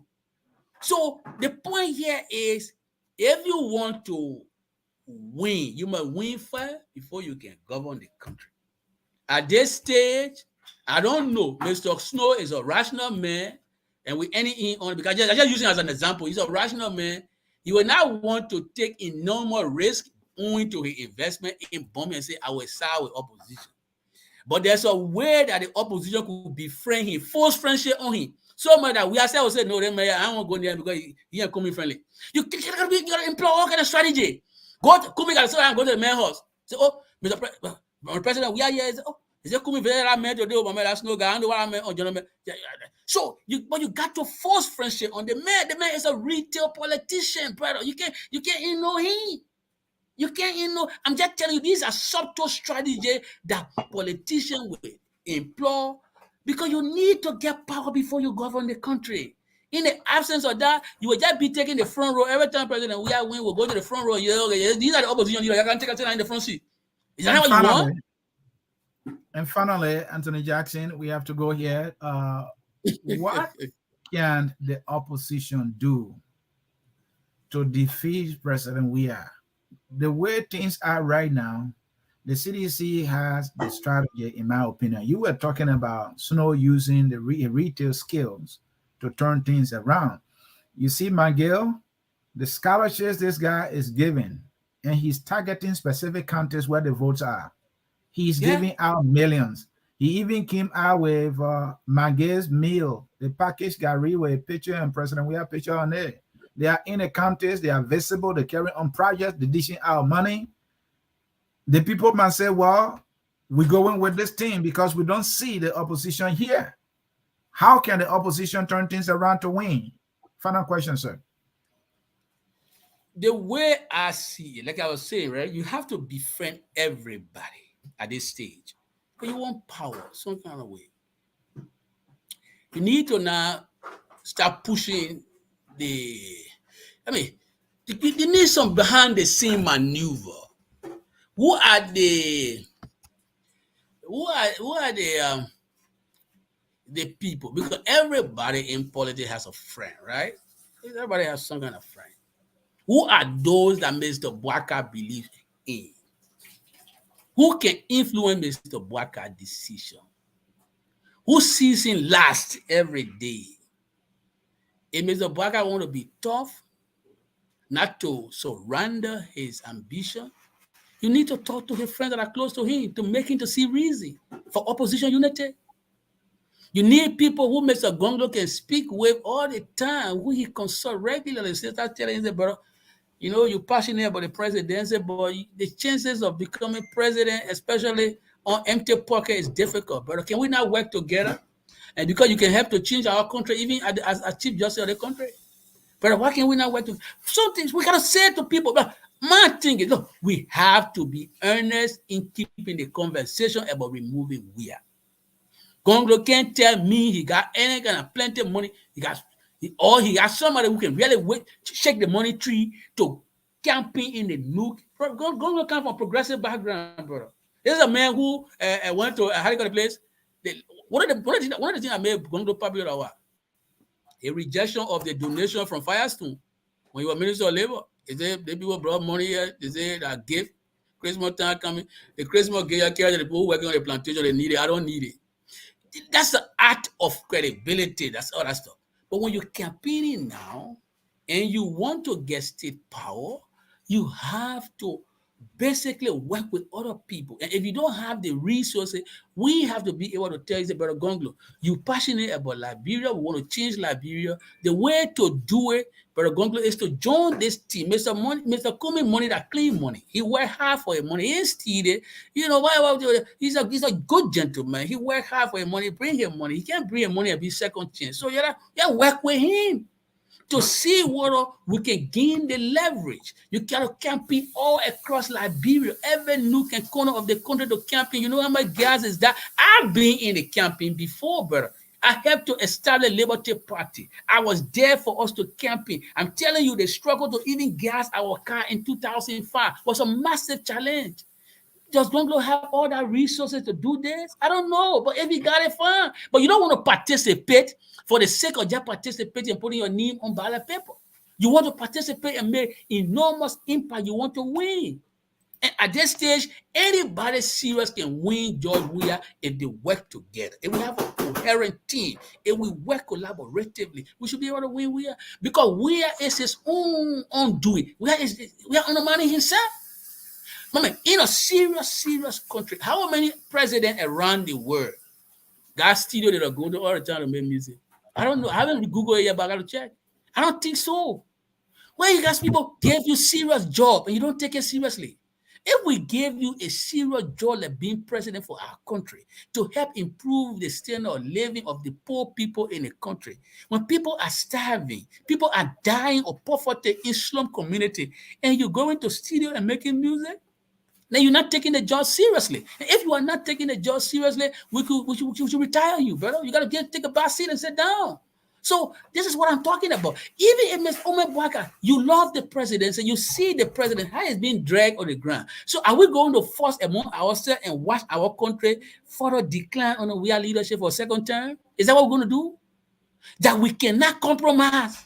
So we see the leadership of the country decline further. The presidency that's supposed to be the highest office, we got a man there who his own chairman described as a philanderer. You know what a philanderer? He said the president can casually do one more business even though he married legally.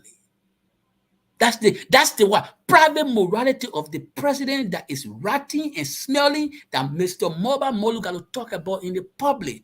And I said they are bringing this home because I'm bringing this home so Liberian people will understand. Today I heard that Brother Weah divorcing.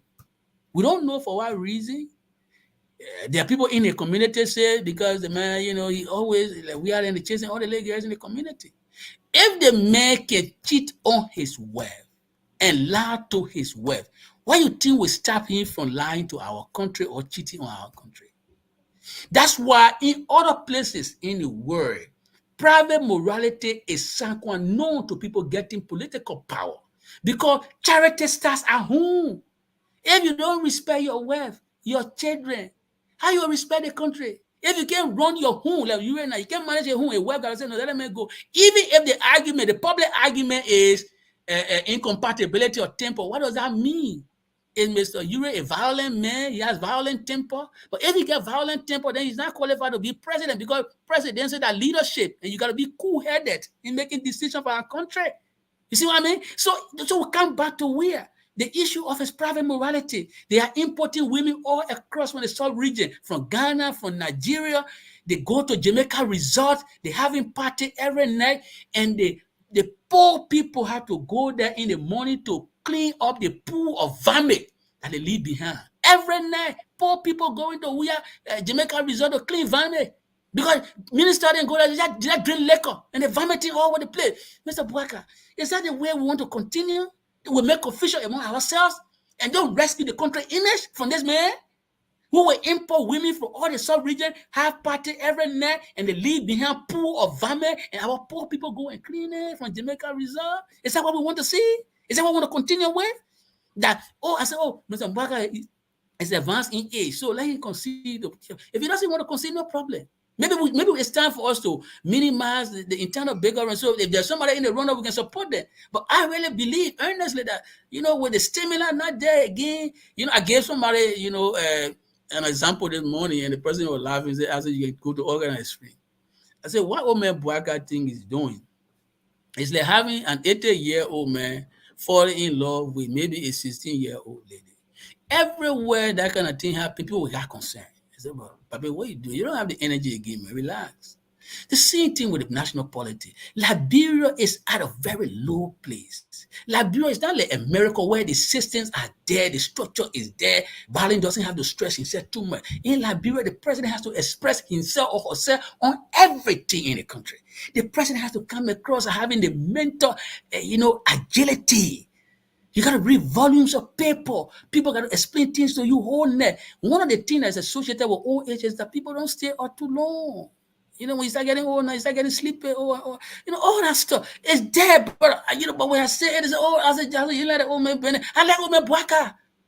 That because I criticize it doesn't mean I love him less. It's just I love Liberia more. We have to reach a place where we got to love our country more. That's all. That all. I asked my friend Costa, Mr. Boakai going wrong, I was supporting because I think he's better than we are.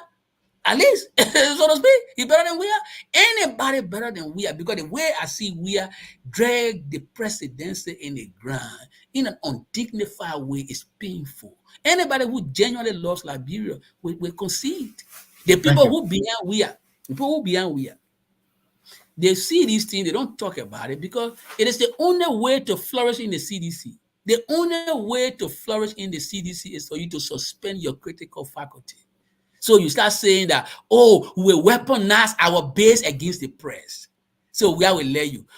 Where in any serious country, in any serious democracy, somebody will publicly say we weaponize our base against the press. The press. You weaponize your base against the press. Now you weaponize your base against students. What do you say to that? What do you? How can people be spewing such nation-damaging rhetoric and it's still around the scene? And how people not getting angry? You say you weaponize your base against the press. Now your base is being weaponized against students. The court is being weaponized against opposition. Right now, the way I speak, I go to that brother, they will carry me to court. I trust anybody, they will carry me to court. But I don't mind. I can't be afraid of court. They say when you're in the ring, you can't be scared to get wet. Bagos went to jail. You can't want to be serious opposition. You don't want to go to jail. And that's the place we conclude with Mr. Cummings. Mr. Cummings, you want to lead our people, you must have the courage to say strong things. Even if it means you got to go to jail, that's the sacrifice. That's the price you pay if I wanted to be president. You can't deal with CDC as though you're dealing with several group of people. They begin to be carrying casket for a long time. They will fight with all rules. They will fight with all gloves. And if we're going to engage them in a fight, we got to adapt what Mr. Yeka is trying to do. We got to adapt the policy of Frank Fanon. The people won't be violent. Then we got to do more than they can do. Then everybody will sit down and we'll have peace.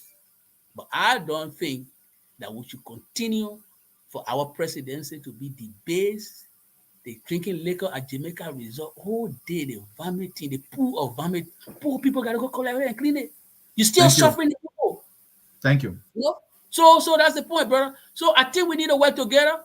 Even the media, they have to help in the process. Everybody needs to get on board. If you are not ashamed of the Weah presidency, that's up to you. If you're not ashamed that the minister say we steal and put it in community, then fine. But I don't know what your morality is. It means you have a broken moral compass. Thank you, Anthony Jackson.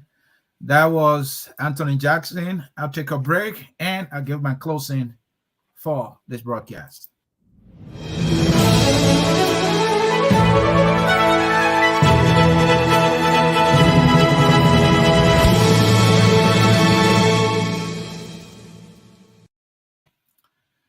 So this is how we will close the curtains for today. You heard me repeating this common saying that the country Liberia is indeed at a crossroad. And this time, this crossroad is critical. This one is perilous. This one is like we are at the verge of reverting to the ugly past. When you see students being brutalized by talks, and as we speak, there is no serious accountability, then we have reason to fear. When you see the formation of Opposition Protection Unit, OPU by Yeke Koloba, it reminds us of things like Lofa Defense Force, the MPFF, and you name the rest. So indeed, we are at a crossroad. Years back, we heard about rampant corruption. Doe and others executed a president in the name of corruption. Judy Bryan King, they said his government was corrupt. He was taken to jail. Ellen Johnson Sirleaf King, we heard the same thing. Folks, indeed, we are at a crossroad. We must get involved. We can't use violence. We must use ideas. We must stand up for what is right. We cannot cower or subject ourselves to fear. Fear is the wrong thing for us to condone. Fear is dangerous. Courage is a good thing. With courage, men and women change the country. Now in Sri Lanka, the story is different. We heard about the Arab Spring. Change came. Now, whether or not they were able to maintain the change is another thing. But change is stubborn because it's a good thing. Will we find men and women who will bring us the change? I have not seen one yet. I'm still looking. And that's what saddens me anytime I sit here. When will we find the men and the women of Liberia? When we select a new group, they become more of the same and even worse. So I'm getting tired. But I'm energized to keep talking for Liberia because we can't give up. That is the last thing we should do. The song that takes us home is called We Are All Liberians, irrespective of the challenges that we face today. We are all Liberians, and that song is taking us home. So until I catch you again when I do, we want to say thanks to Anthony Jackson for his firing performance today. I hope Louis Brown will not be preaching the eloquence of silence. I hope that the formula will not be sitting and waiting and say, well, they make their own decision. Let them deal with it. There's a reason he is an unquestionable political leader in our country, if I can put it that way. It's a passion of knowledge. He's a passion of knowledge. The people of Liberia needs all they have that they can get right. I'm not sure they are getting it from. Let me make a point. Let me make a point about the man. I'm closing. You have your time. I'm closing. Yeah, but in closing, you know that the family and other people live experience, right? Can pass for history for some of us. Because these guys, their whole life have been advocacy, devoted to advocacy. So their lived experiences could pass for history for some of the people, for people young, like me. I'm not even talking about young comrade like Martin Colley, right? You know, and Martin Colley is one of the young people who's doing very well. He's very progressive. He's doing his stuff. We need to encourage these people. We all need to work together. Martin will call me big brother. I call HB big brother. So you see the chain, right? But HB lived experience can pass for history for both of us. But I'm saying, look, these people have their own time. They did what they wanted to do. And, you know, people get fight through. Oh, my brother, sometimes some people got to get rest. That is correct. And they can't keep fighting, but they can keep nurturing. They can be supplying us with ideas. And now they are saying, no, we're not even give you ideas. No, they got ideas to still give. Talk to them. HB always accessible. Every time he's sending to talk, you know, he's very accessible. So thank you, folks. Again, the song We Are All Liberians will take us home. Thanks for watching. We open the lines with the phone number, and you did not call, but we understand sometimes people just want to take the knowledge, and I hope that knowledge was informative for you. Thank you for watching, folks. The song We Are All Liberians is taking us home right now, and bye-bye. From me here at Focus on Liberia. Thank you, folks. Bye-bye now. We are Liberia. Liberia is our home. Liberia people. Here you will say all we want. Liberia. Here you will say all we want. Liberia.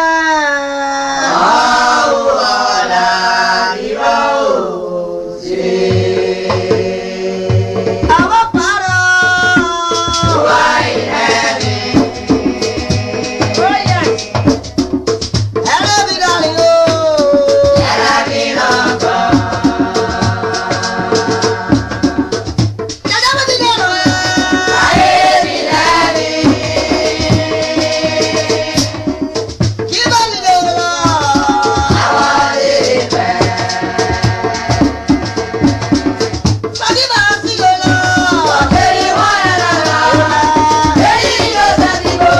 História,